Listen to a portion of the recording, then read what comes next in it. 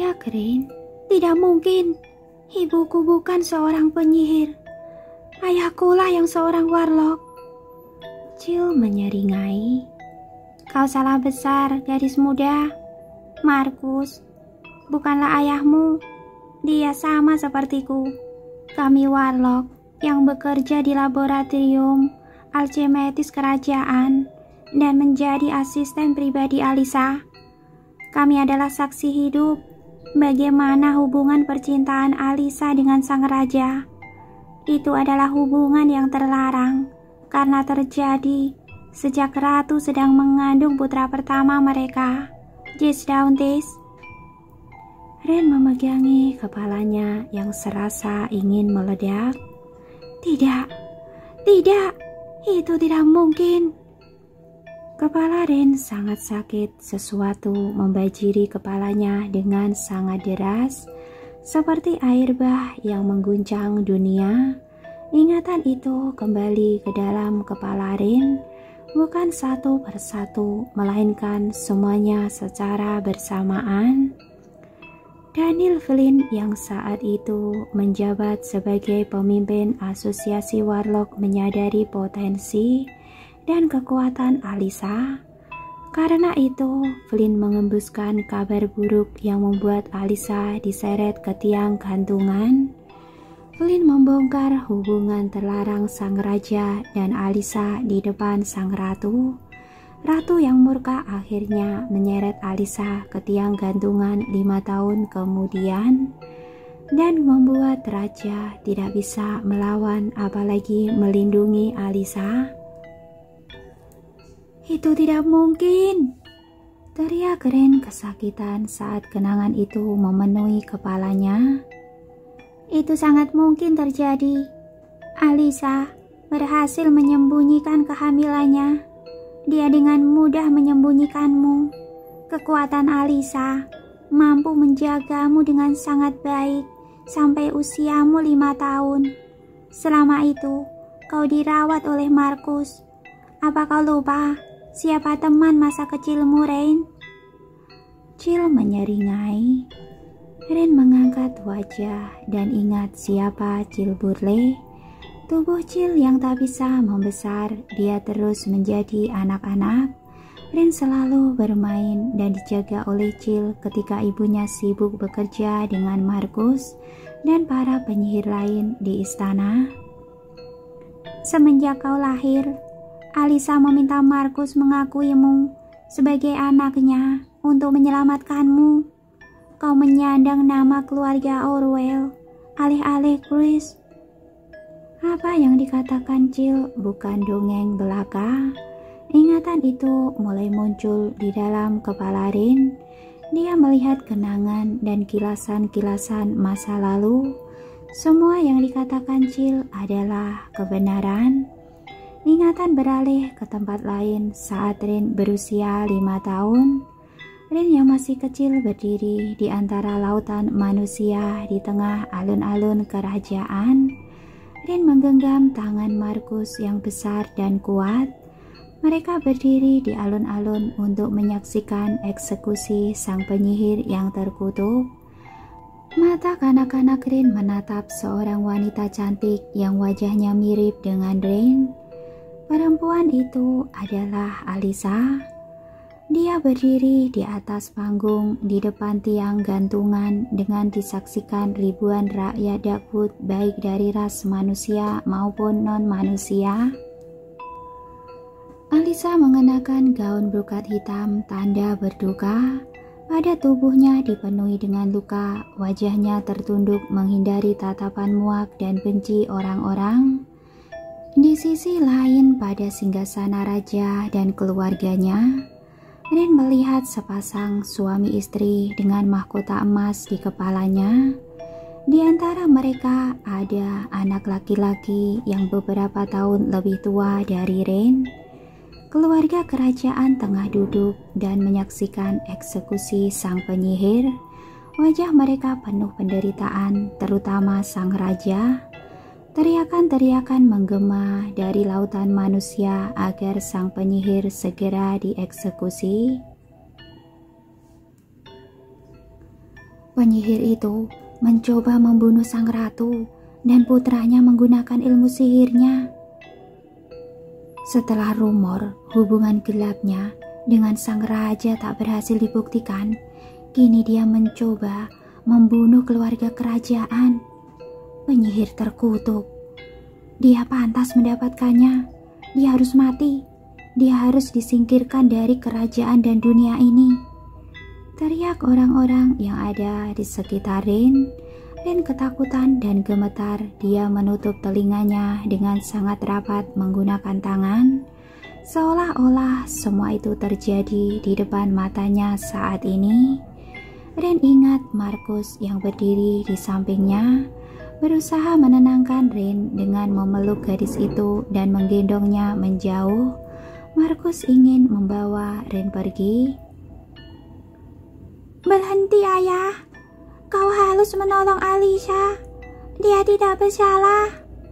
Rin merengek dan menangis dalam pelukan Markus. Pemberontakan dan gejolak terus terjadi di kerajaan pasca kematian Alisa. Raja menjadi pribadi yang abai dan terus menyendiri.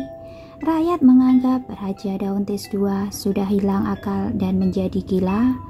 Kerajaan dan seluruh rakyat Dagwood berada dalam krisis yang berkepanjangan. Kekacauan itu dimanfaatkan oleh para pengkhianat kerajaan, terutama Daniel Flynn. Dia menghasut para warlock dan para tuan tanah kaya untuk melakukan pemberontakan. Raja Dauntis II dianggap tidak kompeten, sedangkan ahli waris tunggalnya, Jace Dauntis yang saat itu memasuki usia remaja, tidak peduli pada kerajaan dan rakyat Dagwood. Jace terus berpesta, bersenang-senang, berburu, dan terus menghabiskan kas kerajaan yang semakin menipis. Ingatan Rin terseret ke dalam hutan Dagwood yang gelap.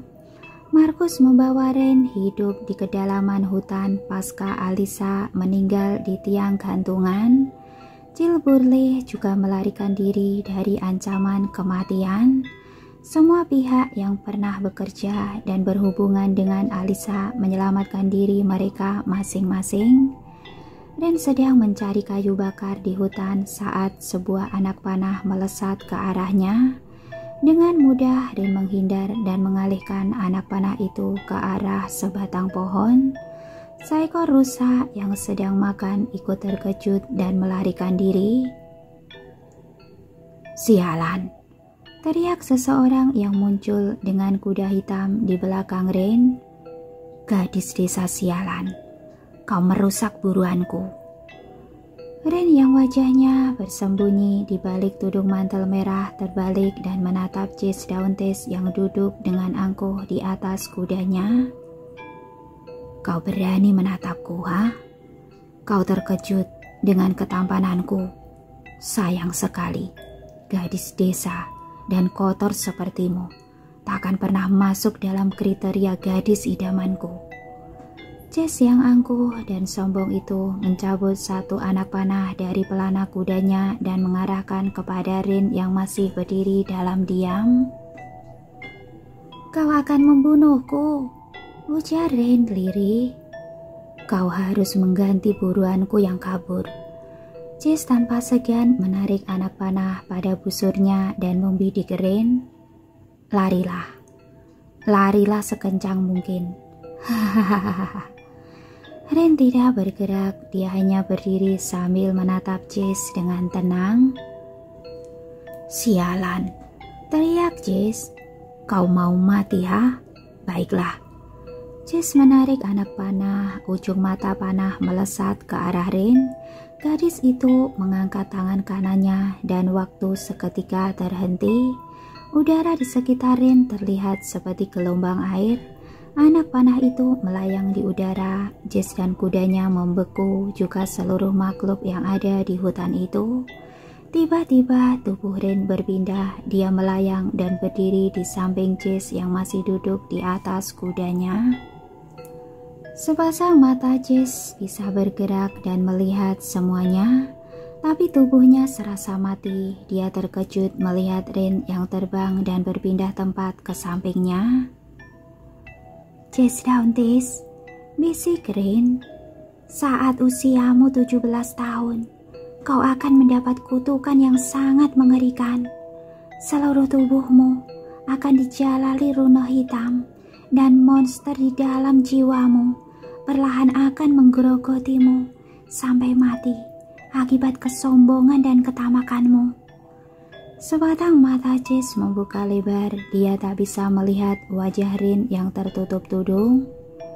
"Kecuali," lanjut gadis itu, "kau bisa menebus seluruh kesalahan orang tua dan kerajaanmu pada Alisa dalam waktu 5 tahun sejak kutukan itu terjadi." Waktu seperti tersedot mundur. Jess tersadar dari posisi beku. Anak panahnya melesat dan menembus sebatang pohon pinus. Tak ada gadis desa di sana, tak ada rusa dan binatang lainnya. "Kau yang telah mengutuk Jess Dauntis dan kerajaan Darkwood," ujar Jill membuyarkan lamunan Rin. "Tidak mungkin." "Iya, hanya kau yang bisa melepas kutukan itu sebelum waktunya habis pada malam purnama besok. Tapi aku yakin ayahnya Jess tak akan membiarkan kau melepas kutukan itu. Dia menginginkan jantung Jess yang dipenuhi dengan kutukan untuk meningkatkan kekuatannya sendiri dan hidup abadi." "Ayahnya Jess? Bukankah Raja Dauntis II sudah mati?" Rin kebingungan. Jill menyeringai. Rin sudah berbalik dan akan pergi meninggalkan rumah Jill Bodley. Akan tetapi warlock itu tiba-tiba duduk tegak sambil memegangi lehernya yang masih terasa nyeri. "Siapa yang memberimu izin untuk keluar dari sini?" gumam Jill. Langkah Rin terhenti dan dia berbalik kembali menghadap Jill. "Tak ada yang membutuhkan persetujuan atau izin darimu. Kau bahkan tak punya hak untuk berbicara di depanku." Puncak bulan purnama hanya tinggal beberapa jam lagi. Rin harus segera menemukan Jess dan menyelamatkannya. Rin tidak tahu jika dampak dari kutukan yang telah dia berikan akan menjadi semengerikan ini. Rin harus menghentikannya sebelum hal yang lebih buruk terjadi. Jill menyeringai. Dia berdiri dengan susah payah dan menantang Rin. Wajah warlock dalam tubuh anak laki-laki berusia 10 tahun itu terlihat menyebalkan. Rin benar-benar bisa mengingat semuanya. Masa lalunya, terutama masa kanak-kanaknya. Rin ingin selalu bermain bersama dengan Jill di hutan Darkwood. Ada satu pertanyaan yang selalu mengganggu benak Rin kala itu. Tubuh Jill tak pernah bertambah tua ataupun meninggi, sedangkan Rin terus tumbuh. Alisa bilang Rin diberkati oleh sebuah kekuatan yang tak akan ditemukan pada diri penyihir lain. Kemampuan Rin diwariskan dari Alisa. "Kau tahu apa yang menarik dari kekuatanmu?" tanya Alisa suatu hari. Rin menggetakkan gigi karena dia baru mengingat fakta itu setelah sekian lama. Jill melangkah perlahan, selangkah demi selangkah dia mendekat menuju Rin. "Kutukan itu bisa menjadi bencana untuk orang yang tak menginginkannya, seperti Jess Dauntis dan kerajaan Darkwood. Tapi menurutku, Jess hanya pemuda yang naif. Dia bisa saja memanfaatkan kekuatan kutukan itu sebagai kekuatan yang tak terkendali." Rin memiringkan kepala. "Apa maksudmu, Jill?" "Seluruh warlock yang mengetahui kekuatan kutukan itu berlomba-lomba ingin mendapatkannya. Kau pikir kenapa Jess Dauntis selalu bersembunyi di dalam istananya? Tidak, bukan karena dia malu pada kutukan itu. Sebaliknya, karena dia tidak ingin menjadi mangsa para makhluk bayangan lainnya. jantung manusia yang terkutuk oleh kekuatan sihir mawar hitam bisa menjadi sangat kuat, tergantung siapa yang menggunakannya. Mungkin Jess tidak menyadari potensi itu, tapi kami semua mengetahuinya dan menginginkannya. Rin terkesiap, serpihan ingatannya kembali melesat ke dalam pikirannya. Pohon kembar lap yang ada di depan pintu gerbang istana Dagwood sengaja Rin pasang di sana sebagai pelindung. Setelah Rin melemparkan kutukan pada Jess tepat pada usianya yang ke-17, pesta besar-besaran tetap digelar di sana. Jess tidak sadar akan dampak kutukan itu. Dia mengundang banyak gadis-gadis di seluruh penjuru negeri untuk bersenang-senang dan merayakan kedewasaannya. Malam itu, Rin juga datang ke pesta sebagai seorang gadis desa yang tak diundang. Rin merasa menyesal telah memberikan kutukan itu pada Jess. Dia datang bermaksud untuk menghapus kutukan. Akan tetapi, ketika Rin tiba di acara pesta dan bertemu dengan Jess, Rin kembali dipermalukan di hadapan khalayak. "Kau berani menampakkan dirimu di depanku lagi, gadis desa yang kotor." Rin masih mengenakan jubah merah yang sama seperti saat dia bertemu dengan Jess di hutan. Rin juga menutupi wajahnya dengan tudung. Jess bisa melihat separuh wajah Rin. "Pengawal, usir gadis ini. Aku tak ingin melihatnya menginjakan kaki di istanaku yang megah. Dia terlalu kotor untuk berada di sini." Seluruh tamu undangan yang menghadiri pesta malam itu ikut menertawakan Rin. Mereka berlomba-lomba mengusir gadis itu. Rin akhirnya melangkah pergi. Sebelum dia meninggalkan pintu istana Dagwood, Rin berkata pada Jess, "Tepat pada malam purnama, di pergantian usiamu, kau akan menjadi monster yang terkutuk, monster yang sebusuk hatimu. Kau harus merasakan perasaan malu, menderita, dan terbuang seperti yang kau lakukan padaku dan orang-orang hina lainnya." Seluruh ruangan pesta hening seketika. "Kau mengutukku, cih, dasar penyihir." Ketika kata-kata penyihir meluncur dari mulut Jess, semua orang kembali teringat pada masa lalu kelam kerajaan Dagwood. Mereka teringat pada Alicia, sang penyihir yang terkutuk dan mati di tiang gantungan. Semua orang seketika terdiam saat bersamaan angin berhembus sangat kencang. Rin meninggalkan istana tepat setelah melintasi gerbang. Dia menggerakkan kedua tangannya dan tumbuhlah sepasang pohon kembar yang menyegel istana Dagwood. Sejak saat itu istana dan seluruh hutan Dagwood diselimuti oleh kabut gelap abadi. Pada malam harinya, Jess pertama kali berubah menjadi monster yang ditakuti oleh seluruh rakyat Dagwood. Seluruh penghuni istana dan tamu pesta juga berubah menjadi perabotan perak yang menghiasi istana kelam itu. "Kau tidak bisa pergi dari sini, penyihir," ujar Jill. "Aku sudah lama menunggu kedatanganmu. Aku sudah lama menginginkan kekuatanmu." Haramon yang sudah tak sadarkan diri dan mungkin sudah mati, tiba-tiba tubuhnya bergerak-gerak tak terkendali. Tulang belulang Haramon terdengar bergemeretak karena membesar dan memanjang. Otot-otot tubuhnya juga membesar. Rin melirik dengan sudut matanya. Dia mengumpat tanpa suara. "Jadi, para iblis pengoyak itu adalah kirimanmu, Jill." "Kau terlambat menyadarinya, Rin Bruce. Aku berhasil mempelajari banyak hal dari ibumu. Salah satunya adalah cara menciptakan iblis-iblis pengoyak dari makhluk-makhluk yang sudah mati. Dari seluruh warlock yang ada di negeri ini, hanya aku yang mampu melakukannya."